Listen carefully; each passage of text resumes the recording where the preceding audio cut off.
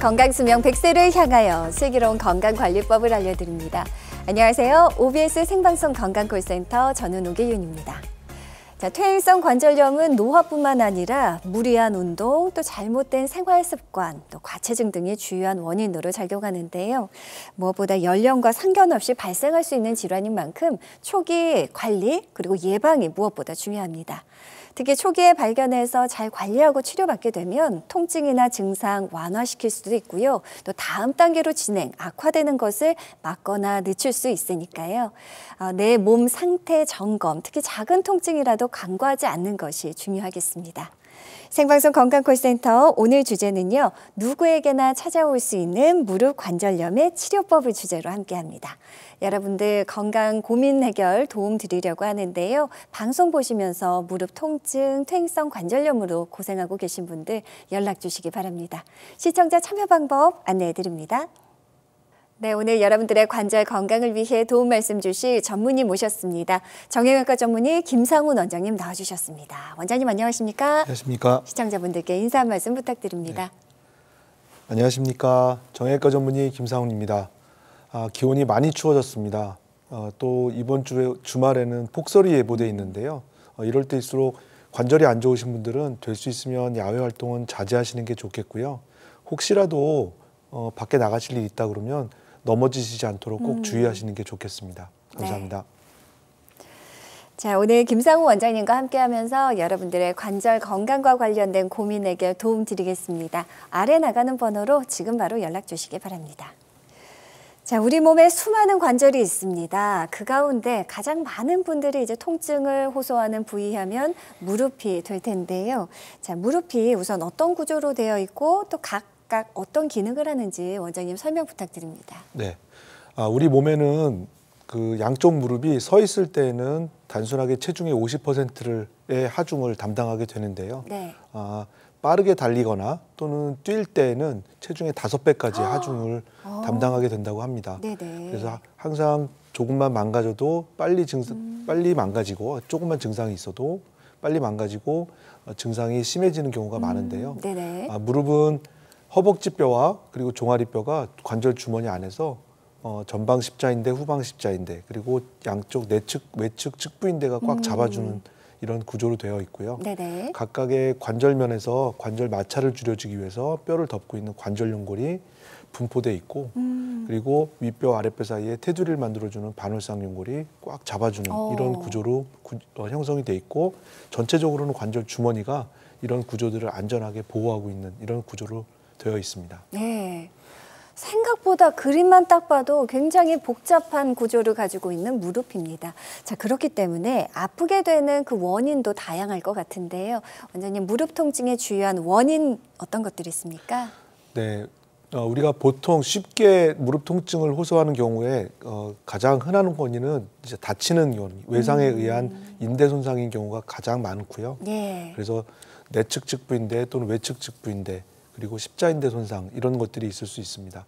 그리고 이렇게 급성 손상 말고 천천히 시작되는 그 손상으로는 퇴행성 질환으로 반월상연골 손상이 있을 수 있겠고요. 네네. 그리고 이런 반월상연골 손상으로 이 치료가 안 되는 상태에서 계속 방치될 경우에는 아주 천천히 진행되는 퇴행성 관절염, 이런 퇴행성 관절염 때문에 뼈를 덮고 있는 관절연골이 마모되는 현상이 있을 수 있겠고 그 외에도 관절 주변, 무릎 관절 주변에 마찰열을 줄여주는 점액낭이라는 구조가 있는데 여기에 염증이 생기는 점액낭염 그리고 무릎 자체의 구조가 태어날 때부터 약간 변형이 돼 있는 이런 부정정렬인 경우에도 네. 무릎의 통증을 나타낼 수 있겠고요. 인접 관절에 문제가 있을 때 예를 들어 위쪽으로 고관절, 밑으로 발목 관절에 문제가 있을 때에도 무릎의 통증을 유발하게 되고요. 드물지만 무릎을 싸고 있는 주머니 안에서 자가 면역 질환이라고 해서 자기 몸을 외부 조직으로 인식을 하고 공격을 하는 이런 자가 면역 질환 중에 가장 대표적인 류마티스 관절염 때문에 무릎에 또 통증을 호소할 수 있습니다. 자, 무릎 질환 중 대표적인 질환하면 역시 퇴행성 관절염 꼽을 수 있을 텐데요. 근데 이게 노화 뿐만 아니라 젊은 층에서도 퇴행성 관절염 굉장히 많이 발생하고 있습니다. 네. 자, 어느 날 갑자기 나타나는 건 아닐 텐데요. 원장님 일단 진행 단계부터 좀 설명해 주세요. 네.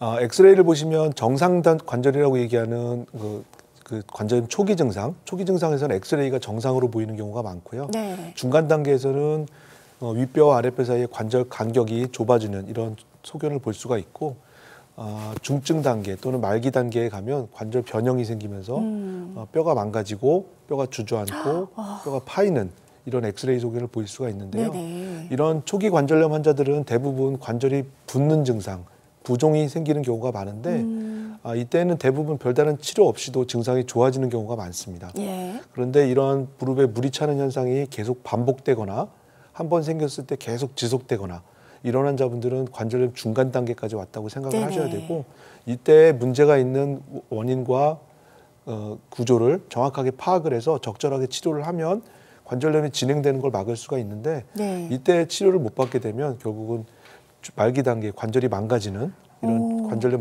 말기 단계까지 진행할 수 있으니까 그렇군요. 중간 단계가 굉장히 중요하다고 할 수 있겠습니다. 적절한 치료 타이밍을 놓치지 않는 게 참 중요한 것 같습니다. 자, 그렇다면 이렇게 무릎에 문제가 생겼습니다. 단계적인 치료 방법도 달라지죠. 네. 관절염 초기 환자분들은 아까 말씀드린 대로 별다른 치료 없이도 증상이 좋아지는 경우가 대부분인데요. 약간 치료 기간, 증상을 빨리 해소시켜주기 위해서 먹는 약을 먹는다든지 물리치료나 충격파 치료, 이런 보존적인 치료로 증상을 좋게 빨리 회복시킬 수 있는 이런 장점이 있는데요. 네. 중간 단계 환자분들은 정밀 검사를 통해서 내 무릎에 망가진 부위가 어딘지를 정확하게 파악을 해야 되고, 거기에 따라서 주사 치료나 또는 자가골수 줄기세포 치료 또는 줄기세포 이식술, 이러한 치료 방법들을 고민을 해야 됩니다. 네네. 이런 중간 단계에서 치료를 적절히 받지 못하는 경우에는 결국은 관절 변형이 생기면서 관절이 망가지게 돼서 정상적인 보행이 불가능하게 되는데, 네. 이때는 결국 수술적인 치료를 통해서 이를 교정을 해줘야 될 필요성이 있는데, 이때 경골 근위부 절골술이나 인공관절 부분 치환술 또는 인공관절 전 치환술 등과 같은 수술적인 치료를 고민해야 됩니다. 네. 가급적 이제 마지막 단계 수술보다는요, 그 중간 단계 치료로 좀 잘 관리하고 다스릴 수 있으면 좋을 텐데요.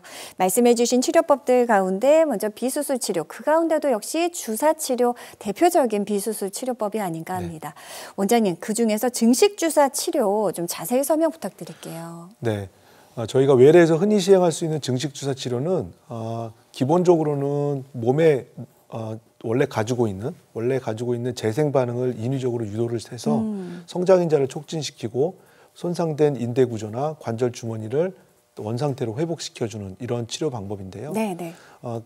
치료 방법으로는 고농도의 포도당을 병변을 확인한 후에 거기에 주기적으로 주입을 해서 염증 반응을 일부러 인위적으로 유도를 시킵니다. 네네. 이때 정상적으로 통증이나 붓기 이런 게 생길 수 있는데 한 2, 3일 정도는 정상적으로 생길 수 있는 거기 때문에 너무 걱정 안 하셔도 되고요.